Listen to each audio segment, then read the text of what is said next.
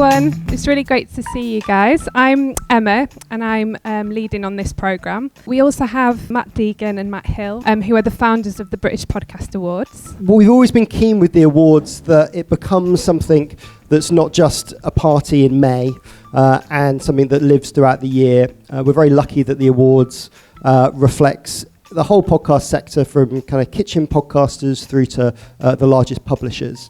And we want to do something that reaches everybody all year long. Lots of organisations have started to come to us at the awards wanting to get involved or do things with us.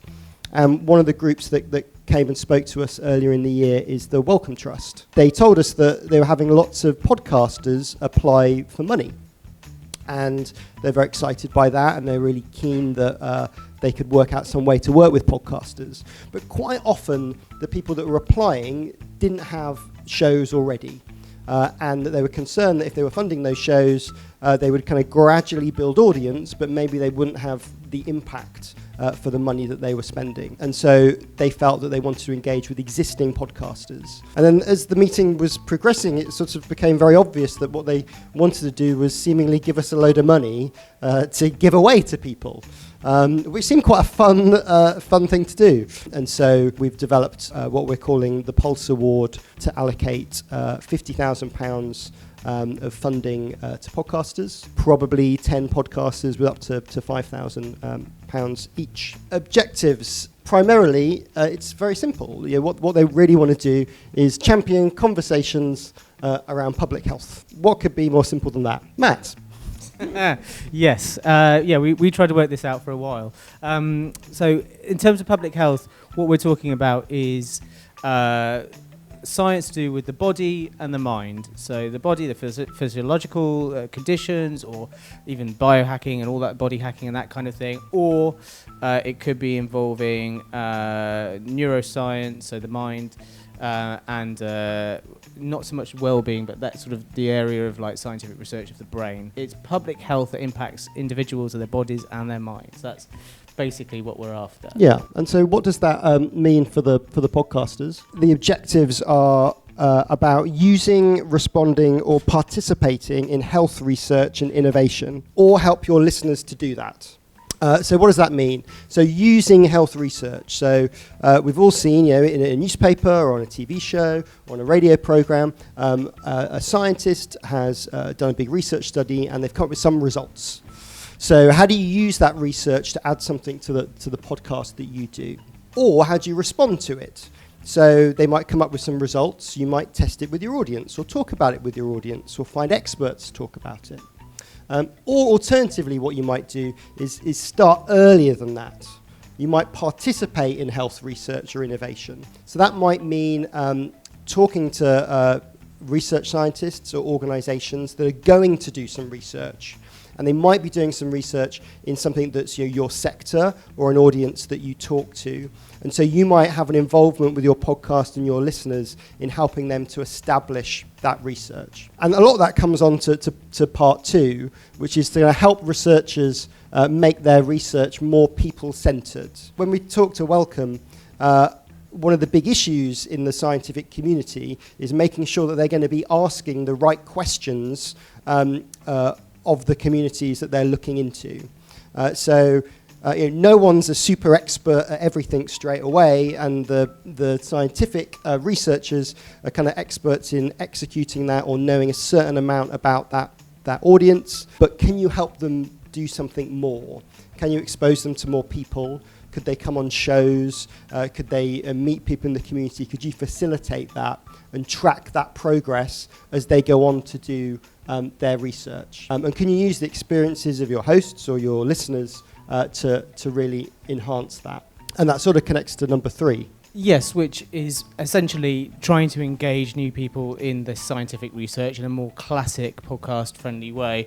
So thinking critically about the science involved, the research involved in these new scientific explorations, and then telling that story to your audiences in the way that works best for your audience. So whether you're a fiction podcast or a documentary podcast, whether you're a sports podcast or a comedy podcast, what are the ways in which you can just engage your audience in the genre in which you work.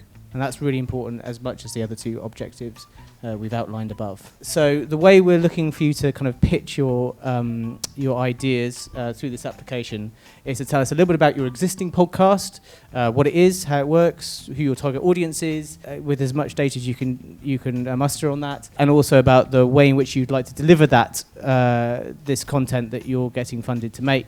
So that might be through bonus content, it might be through the regular show, it might be through a special mini-series, and I think part of that is about making sure that your series, any of the content, it fits your audience. And some people can be some listeners can be dissuaded from listening because it's a bonus, because it's a special, because it's different to your normal programming.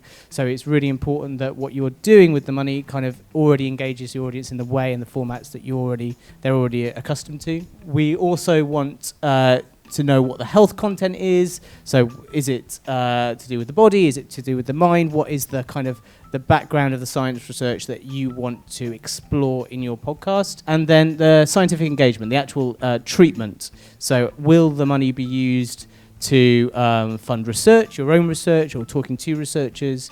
Is it going to be used to pay for the appearance of guests, or to bring guests onto your show, whether it's about booking studios or travel expenses or whatever, and also whether the money could be used towards user-generated content, so whether that's people WhatsApping their own stories based on the research you've been highlighting, or whether it's about their impact and their kind of like their feedback on the research that you've shown.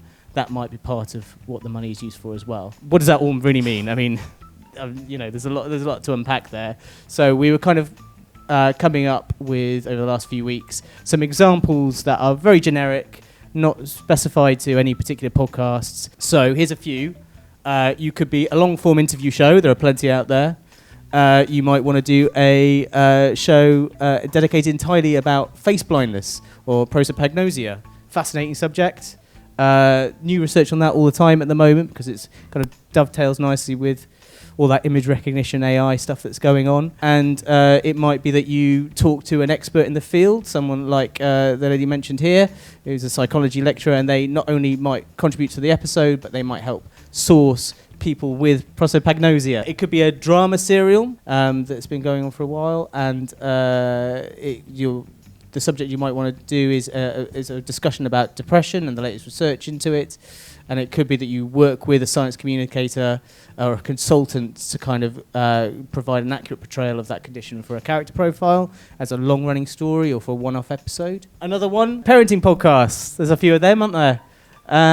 It could be about the effect of midwife-led births versus labour wards. And that might be about listener experiences, working with a hospital to kind of collect and curate those stories and feed those back to the practitioners involved. It could be an improv comedy podcast that tackles the subject of dementia, working with people. There's a kind of an interesting correlation between improv comedy and dementia.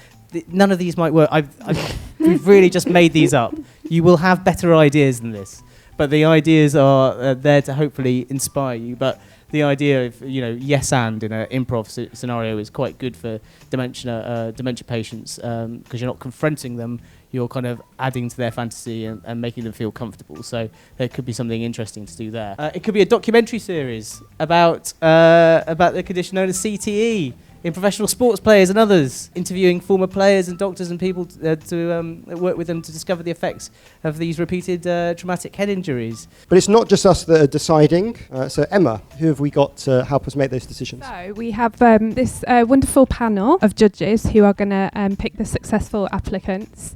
We have Dr. Anna Portshaisky, and she's an award-winning materials scientist, engineer and communicator. She communicates materials science on stage, in radio and on TV. We then have Alok Jha, who is a science correspondent, and he's worked for ITN and The Guardian and works for The Economist currently.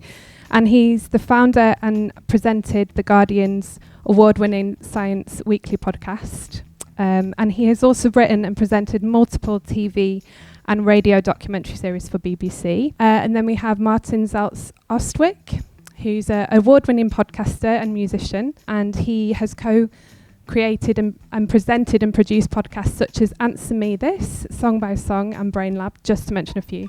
He's also a musician and has done a lot of albums and EPs. He's brilliant. And then we have Kerry Bradley, who's she's the editor and the host of the Coming Out Tapes podcast, and is a researcher, a comedian and a science communicator. So that is the panel. The panel are also going to be sort of with you along the journey for the successful applicants. So they're going to be like mentors and support. So we will have a day in January where the grantees all meet, and they'll meet the panel as well. And it'll be a sort of workshopping day, going through the different grantees' ideas and concepts with the judges. And also then halfway through the process, they will give you a call and check in on your progress and how you're doing. So they're going to be sort of mentoring through the process as well. Well, all sorts of things. So the kind of the range are kind of the usual things that you might have trouble with if you are a podcaster with limited resources. So it might be about studio time. It might be about paying yourselves to do research. It might be about buying equipment in order to do a good job at recording on location, or to illustrate points that you might not be able to make in your usual recording setup.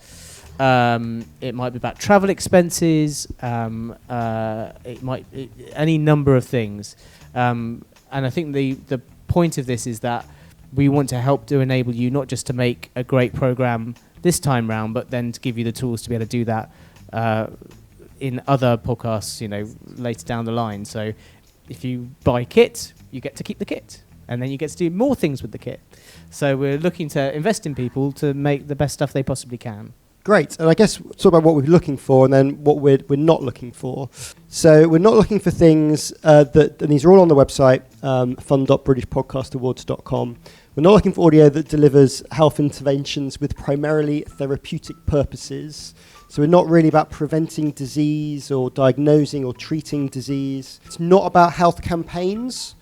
So it's not about, our example there is about, hey, here are the benefits of getting the flu jab. We're looking about research and responding to research. So that means that we're not really after the podcast specifically providing health information. Of course, there'll be stuff off the back of it that people can learn about. And it's not really about telling people what to do. It's about information and knowledge that kind of helps them to make their own decisions.